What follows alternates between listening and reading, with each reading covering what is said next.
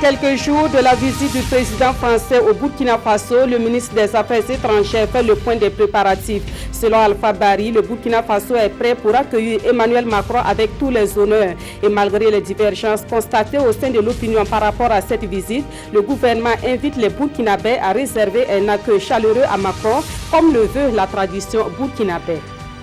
Le ministre de la Sécurité était hier dans quelques gendarmeries et commissariats de police dans le centre-nord et le plateau central. Simon Compaoré a encouragé les forces de sécurité avant de recueillir leurs préoccupations. Il a une fois de plus souligné la nécessité de collaboration entre population et forces de sécurité pour venir à bout de l'insécurité au Burkina Faso.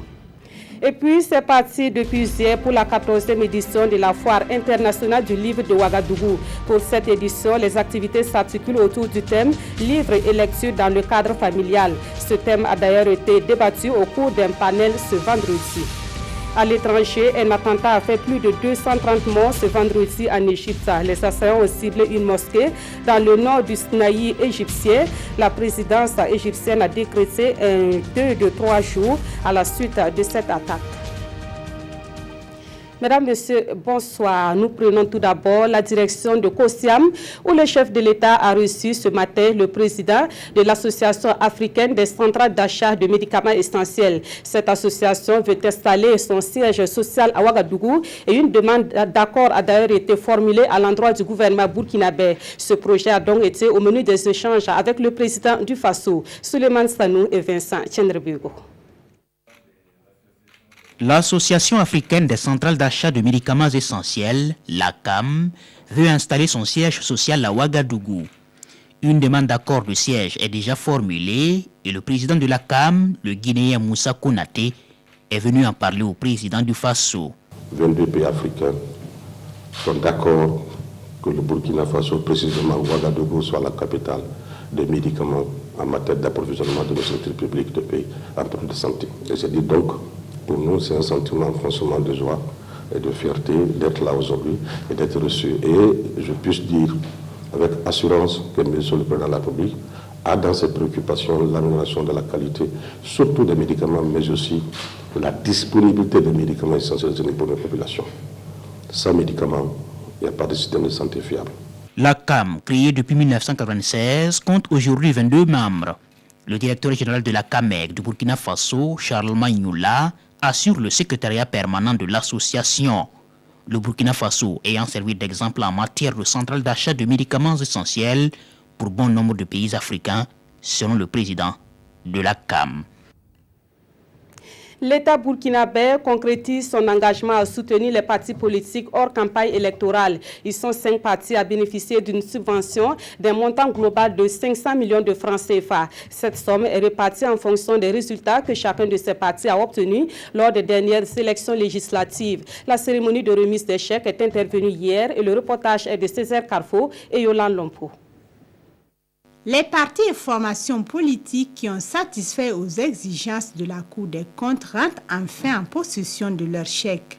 Des fonds publics qui devraient leur permettre de mener des activités hors campagne électorale. Et il reste entendu qu'au titre de l'année 2017, l'un des partis politiques a perdu son droit au financement public car... Pour qu'ils puissent en bénéficier, ils devraient avoir justifié la somme qu'ils ont perçue l'année passée, au plus tard le 31 mars de chaque année. Donc de ce fait, nous avions 6 partis qui devaient en bénéficier. Nous avons 5 partis qui ont justifié, qui répondent aux conditions. Et donc ce sont ces 5 partis-là qui bénéficient donc de cette subvention de 500 millions au prorata suffrage obtenu par chaque parti. Bien que cette subvention ait accusé quelques retards, les bénéficiaires se disent soulagés. Une chose est de créer un parti politique, une chose aussi est d'avoir les moyens conséquents pour animer la vie politique. Donc du coup, cette subvention vient à point nommé parce que cela va nous permettre vraiment de mener des activités hors campagne, de repartir à la base et de renouveler nos structures. Les activités hors campagne électorale éligibles au financement public sont entre autres les dépenses de personnel et de fonctionnement, l'acquisition de biens meubles et immeubles, la tenue d'instances statutaires. À partir du 27 novembre prochain, Emmanuel Macron sera en visite au Burkina Faso. Le gouvernement invite les Burkinabés à lui réserver un accueil chaleureux. Sur cette visite du président français, le ministre en charge des Affaires étrangères et celui en charge de la communication ont animé un point de presse ce soir même. Des précisions avec Pascal Kani. Le Burkina est un pays de liberté. Bon, les gens peuvent s'exprimer comme ils veulent, mais je pense qu'il y a d'abord la tradition africaine, il y a la tradition burkinabé. Dans la tradition africaine, je voudrais que quelqu'un me dise dans laquelle de nos traditions il faut sortir, boycotter l'arrivée d'un étranger qu'on estime que c'est quand même un partenaire ou un ami du pays. En tout cas, le président burkinabé Roch-Marc Christian Kaboré a effectué des visites en France et ça s'est bien passé, ça s'est bien déroulé. Et je pense qu'il est de notre devoir de faire en sorte que le président Macron soit bien accueilli. Et ce n'est pas la première fois. Il y a eu un président français qui a été ici déjà en visite officielle. C'était du temps de Thomas Sankara. Il n'a pas été rejeté, il a été bien accueilli. Et nous sommes toujours dans la même tradition africaine et burkinabé. Voilà, nous reviendrons avec plus de précision de cette conférence de presse au cours de nos prochaines éditions. Et pendant ce temps, les réactions continuent au sein de l'opinion publique concernant cette visite du président français au Burkina Faso. Aujourd'hui, c'est le mouvement des étudiants du Faso qui s'est prononcé sur le sujet.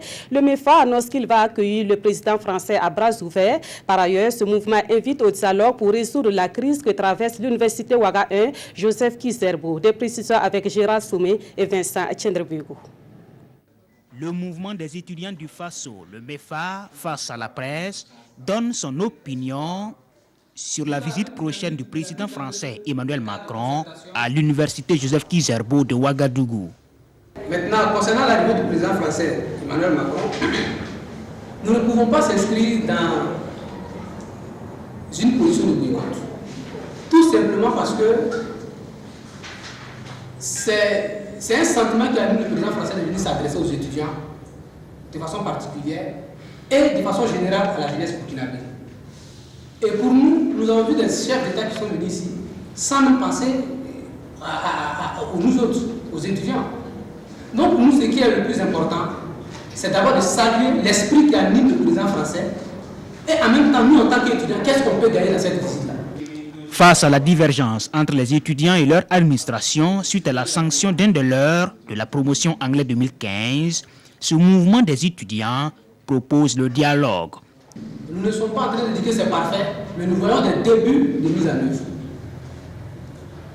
Concernant notre analyse de la grève et la proposition que nous avons voulu que ce problème soit traité, il faut dire que c'est un problème qui engage plusieurs personnes. Non seulement il y a l'étudiant qui a été agressé, il y a celui qui a commis l'acte et il y a l'administration. Bon, nous n'allons pas rentrer dans les détails, mais nous prenons acte de la décision du Conseil de discipline.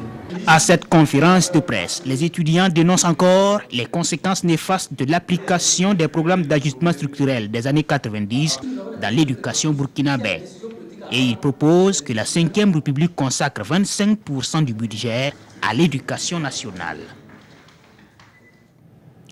Dans l'actualité également, le ministre d'État, ministre de la Sécurité, a effectué hier une visite dans les régions du centre-nord et du plateau central. Le ministre Simon Compaoré a fait le tour de quelques gendarmeries et commissariats de police. Partout, le message était le même, encourager les forces de sécurité et recueillir leurs préoccupations. Le point de cette sortie du ministre de la Sécurité dans ce reportage signé Gérard Soumé et Nyarki Teda.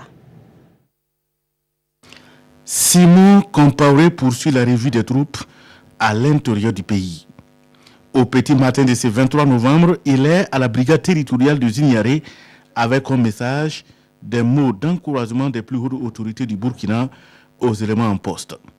Le même message est porté aux policiers à la direction régionale de la police nationale du plateau central sur place ici à Zignaré avant d'entonner l'hymne national pour la montée des couleurs.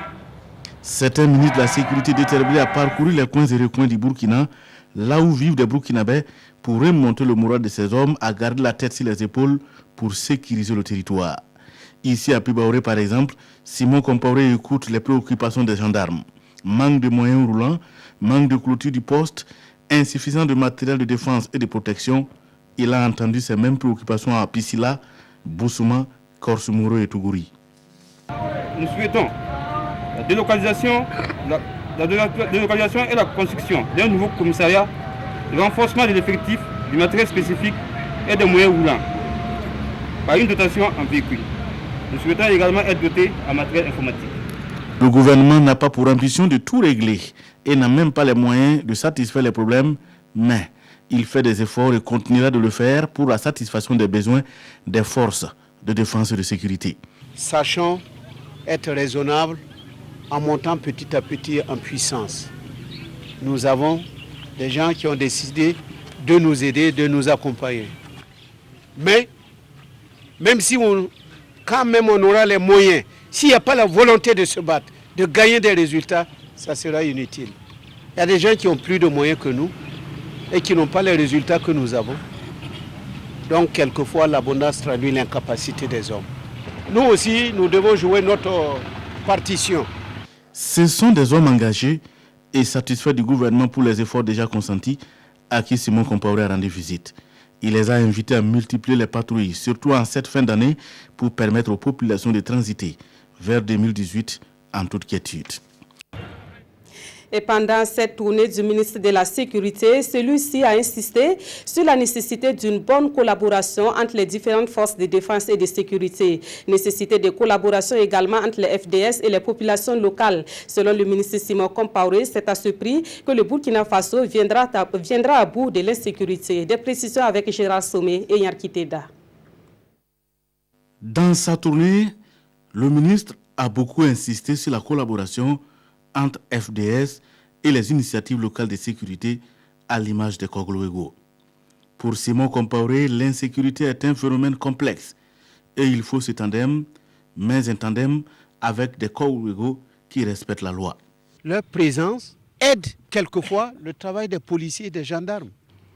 C'est un appoint par rapport à ce que nous faisons. Il a également invité les forces de défense et de sécurité à impliquer fortement les populations sans lesquelles la lutte sera vaine. Des populations à qui Simon Compaoré a rendu un vibrant hommage à Boussouma pour avoir décidé de clôturer la brigade territoriale de gendarmerie de la dite localité. La citoyenneté responsable n'est pas un vain mot, mais même si ce n'est pas partout, on peut venir à Boussouma et voir ce qu'on appelle citoyenneté responsable. À Pisila, c'est à quelques encablures de Kaya, toujours dans le centre-nord. Là aussi, les populations et les policiers sont en bon terme. Elles ont pris les dispositions pour l'éclairage du commissariat de police. Reste des détails à régler par la Sonabel. Et sur place, le ministre d'État a pris langue avec son collègue de l'énergie à travers un appel téléphonique. La police sera bientôt éclairée. C'est la consécration de bonnes relations entre population et police. En termes de communication, d'information, d'éléments nouveaux, si toutefois nous avons des informations qui rentrent dans le cadre de la sécurité, j'interpelle le commissaire de police, et lui également quand il y a des éléments, il le communique. Des exemples salués par le ministre d'État, ministre de la Sécurité, qui a invité les forces de défense et de sécurité à accueillir l'union sacrée entre elles d'une part et à garder de bons rapports avec les populations d'autre part. Autre point de l'actualité, le nouveau médiateur du Faso poursuit sa série de concertations avec certaines personnalités en vue de réussir sa mission. Sarah Serimi a échangé ce vendredi avec l'ambassadeur du Royaume du Maroc sur des questions de coopération. Mais avant, elle était au palais du Moronaba Bango pour demander son implication dans la résolution de certaines crises sociales. On fait le point avec Salifou Belem et Draman Dadia. Sarah Serimi au palais du Mogonaba pour la première fois en sa qualité de médiateur du Faso. Cette rencontre dans le salon royal fera place à un huis clos riche en conseils pour l'hôte du jour qui dit attacher du prix à la communication et au dialogue social en vue de préserver la paix au Burkina. Nous venons voir l'intercesseur quand même qui est garant des valeurs traditionnelles, des valeurs coutumières du pays et qui ont déjà dans leur organisation cette valeur qu'est le médiateur qu'on appelait le Wemba. Alors nous venons nous inspirer, nous venons prendre conseil et des bénédictions afin de réussir notre mission. Cette visite de courtoisie au Mogo Naba Bangogo vise également à mieux faire connaître l'institution médiateur du Faso à la population, appelée à y faire recours pour le règlement pacifique des litiges qui opposent parfois les citoyens au service public. Et pour le diplomate marocain, l'expérience burkinabé à travers le médiateur du Faso doit faire école. Il est donc venu parler coopération. Le médiateur, lui, apporte de l'humanité dans les relations de l'administration avec les administrés. Et nous avons un problème similaire. Nous devons nous inspirer de nos expériences mutuelles pour voir ce qui réussit dans l'un ou l'autre de nos deux pays. Installé fin octobre, le nouveau médiateur du Faso dit placer son mandat sous le signe de l'ouverture, de l'innovation et de l'excellence. Pour y arriver, Sarah Sérémé s'engage donc dans une dynamique de collaboration avec tous les acteurs. À Houndé, les producteurs de coton passent à la caisse depuis hier pour entrer en possession de leur argent dans le cadre de la campagne 2017. Organisée en groupement, ces producteurs de coton ont reçu plus de 16 millions de francs CFA à titre de paiement partiel. Une occasion pour le directeur général de la Sofitex de rassurer les producteurs quant aux dispositions prises pour faciliter les différentes transactions. Lamine Karantao et Karim Sissi. Pour avoir fait des rentrées précoces de plus de 115 tonnes de coton-graines, le groupement des producteurs de coton GPC de Dumbo perçoit ici à Houndé un paiement partiel de 9 195 000 francs CFA. Selon le représentant de ce GPC, le fruit de leur labeur serait nettement meilleur si la pluviométrie avait été au rendez-vous. Le paiement tout là-bas, c'est bon. Bon, parce que quand tu gagnes ça aussi, tu peux faire tes achats rapide pour ne pas rentrer dans faire des crédits quelque part. À cette opération de paiement des producteurs de coton, 4 GPC sont passés à la caisse. Et c'est plus de 16 978 000 francs CFA qui ont été déboursés pour leur paiement partiel.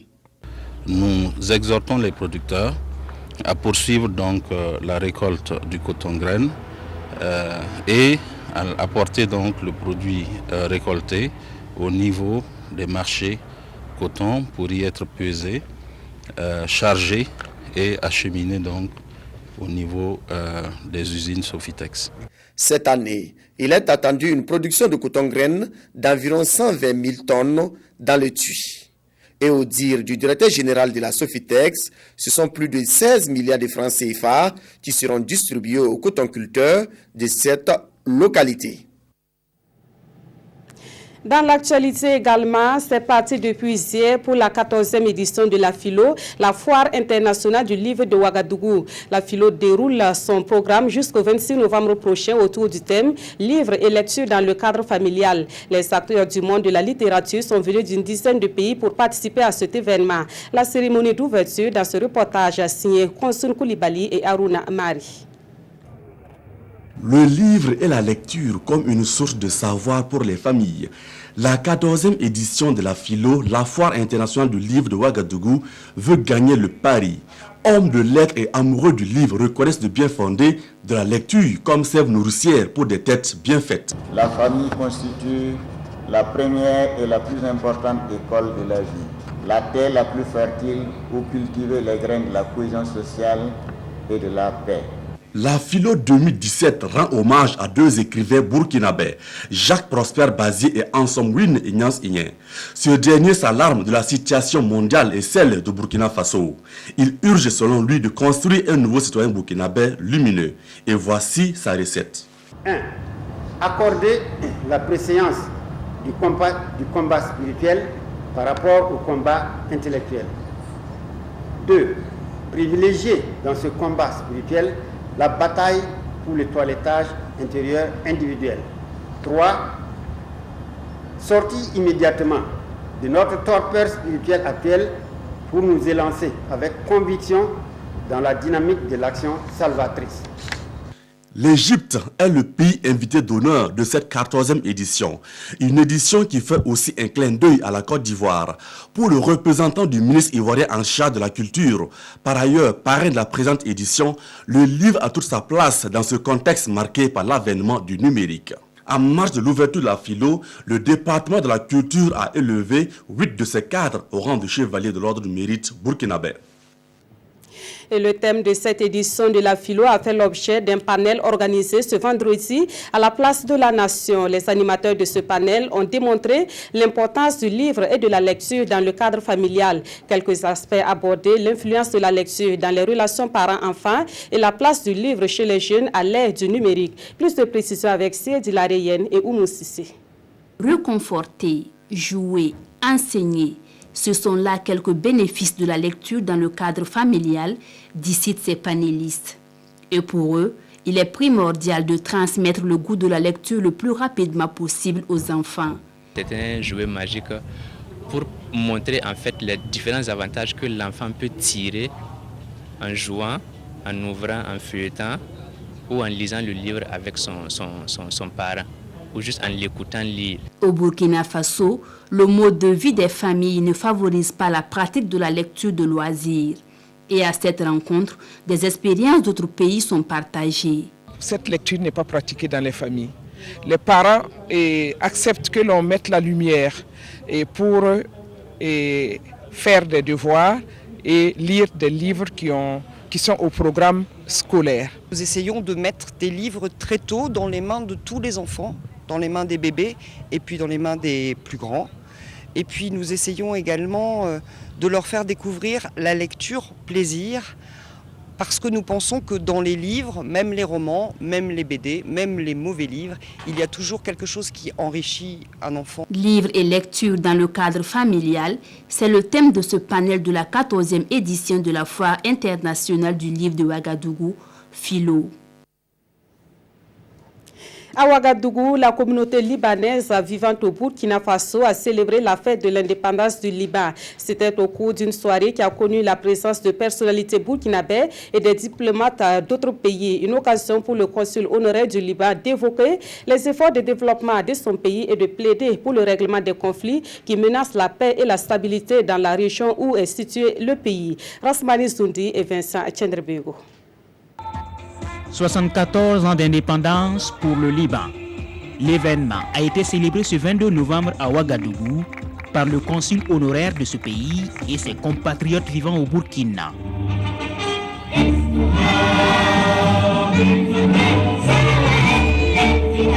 Devant des officiels burkinabais et des diplomates accrédités à Ouagadougou, Joseph Hage a tenu à présenter les exploits de son pays dans bien de domaines, comme l'économie, les affaires, le tourisme. Une occasion pour lui aussi d'exposer quelques préoccupations auxquelles le Liban est confronté aujourd'hui. C'est le cas de la guerre en Syrie et le conflit israélo-palestinien pour lesquels la communauté internationale doit agir. Le Liban souffre jusqu'à nos jours à cause de conflits permanents qui durent déjà depuis une soixantaine d'années entre les Palestiniens et les Israéliens. Il est temps aujourd'hui de trouver une résolution pour mettre fin à ce volcan en perpétuelle ébullition, au milieu duquel se trouve le Liban, pour que cette partie du monde puisse vivre dans la tranquillité permanente, comme tout le reste du monde.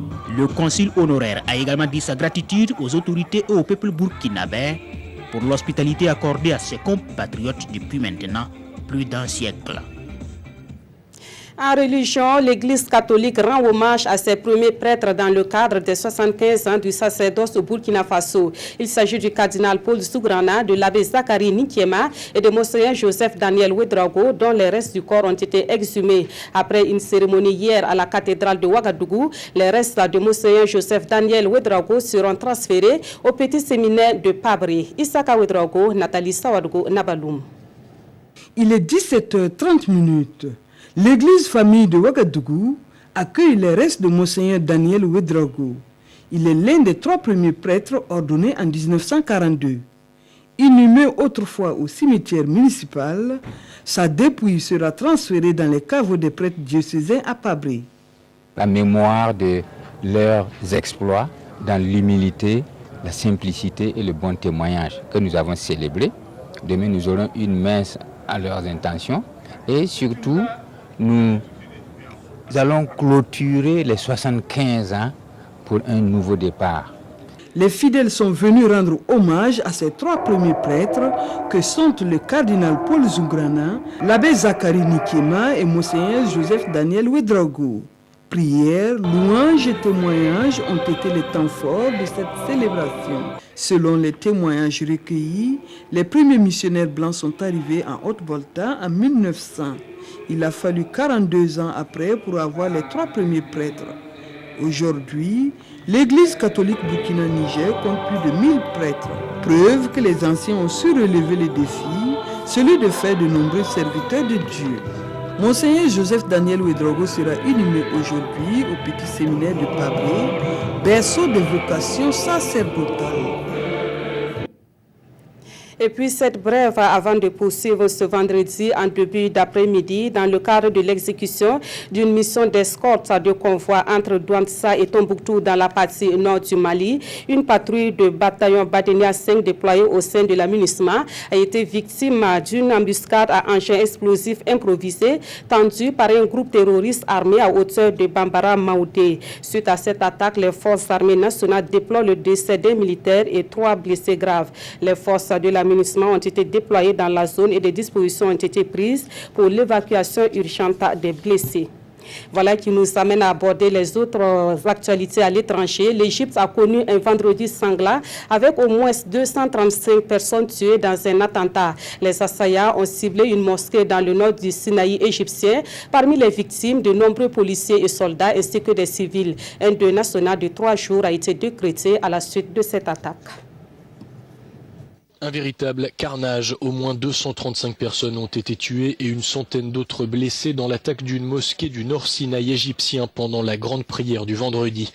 Une explosion a retenti à la mi-journée devant une mosquée du village de Bir al-Abed. Des hommes armés ont ensuite ouvert le feu sur les fidèles, parmi lesquels des conscrits de l'armée. L'attaque, qui est la plus meurtrière en Égypte ces dernières années, n'a pas été revendiquée. Le président Abdel Fattah al-Sisi a promis à la nation une réponse brutale. Tout d'abord, je souhaite présenter mes condoléances aux familles des martyrs et mes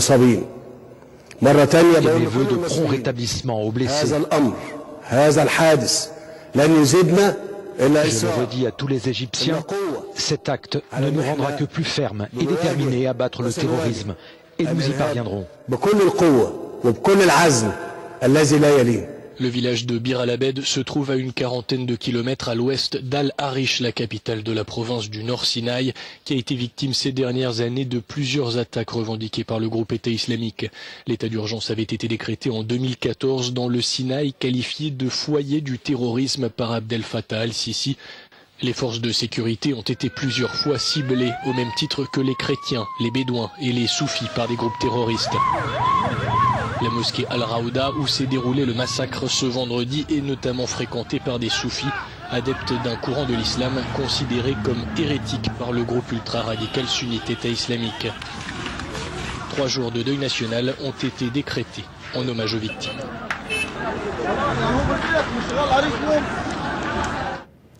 Au Zimbabwe, Emerson Mnangagwa a prêté serment ce vendredi en tant que président de la République. L'ordre constitutionnel est ainsi rétabli dans ce pays 3 jours après la démission de Robert Mugabe. Le nouveau président promet de se mettre rapidement à la tâche pour relancer l'économie du Zimbabwe. I will protect and promote the rights of the people of Zimbabwe. L'ère Mugabe est désormais terminée au Zimbabwe. Vendredi, au cours d'une cérémonie officielle dans le grand stade de Harare, le nouveau président Emerson Mnangagwa a prêté serment devant des dizaines de milliers de partisans pleins d'espoir. Cette prise de pouvoir intervient 3 jours après la démission forcée de l'ancien président. Robert Mugabe avait été poussé vers la sortie par l'armée, son parti et une grande majorité de Zimbabwéens. Cela a été une grande lutte. Le problème, c'est que le pouvoir était rejeté par le monde entier alors que le pays a du potentiel. Les politiques n'étaient pas non plus mises en œuvre, ce qui n'est pas bon. Maintenant, nous sommes là pour prouver que nous pouvons avancer en tant que nation et en tant que peuple. Si le nouveau président a rendu un hommage appuyé à son prédécesseur, Emmerson Mnangagwa a promis vendredi un changement de cap. Les principaux partis d'opposition réclament déjà l'instauration d'un gouvernement d'unité nationale. Et la situation politique justement au Zimbabwe a fait la une des journaux burkinabés dans leur parution de ce vendredi. Les quotidiens évoquent également les préparatifs de l'arrivée de Macron au Burkina Faso. La revue de presse est signée Tobom Evelyne Dabiri. Visite du président Macron au Burkina, les préparatifs vont bon train. L'université de Ouara 1 est prête pour l'accueil, informe Sidouaya. C'est à partir de cette université que Macron s'adressera au continent africain sur la politique africaine de la France, lit-on dans Aujourd'hui au Faso.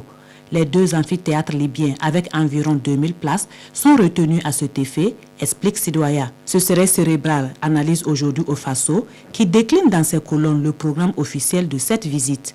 Tête à tête avec Roch, grand oral à l'université et inauguration de la centrale de Zactoli, entre autres.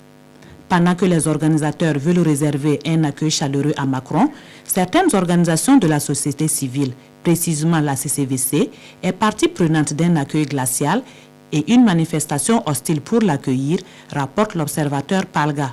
Au programme de cet autre accueil, des manifestations tout au long du trajet du président français pour dénoncer le pillage des ressources humaines, rapporte l'Express du Faso. Ce serait donc 2 sortes d'accueil pour Macron à Ouagadougou, résume ce journal. Autre sujet, c'est ce 24 novembre que Mnangagwa prendra la succession du désormais ex-président Mugabe, informe les parutions de ce jour. Si dans l'euphorie, les Zimbabwéens croient en un avenir démocratique, Mnangagwa, qui dirige la transition, est fortement pressenti pour être le candidat du parti au pouvoir à la prochaine présidentielle. Cela pose un véritable problème, estime le pays. Et malgré ses promesses de démocratie, de lutte contre la pauvreté et la crise économique, l'observateur craint qu'il ne fasse du Mugabe sans Mugabe, car, interroge ce journal, comment peut-on s'improviser démocrate à 75 ans alors que l'on a été dictateur durant des décennies? Ce n'est pas en 90 jours que Emmerson Mnangagwa pourra opérer sa mue, estime le pays qui poursuit, qui sait s'il ne cherchera pas à faire amende honorable pour entrer dans l'histoire de son pays par la grande porte. Les observateurs Saint-Thomas attendent de voir pour croire, conclut l'observateur Palga. Et c'est la fin de ce journal. Merci de l'avoir suivi. Ruth Bini Ouattara vous retrouve à 22h30 pour la dernière édition. Merci de votre fidélité à la RTV.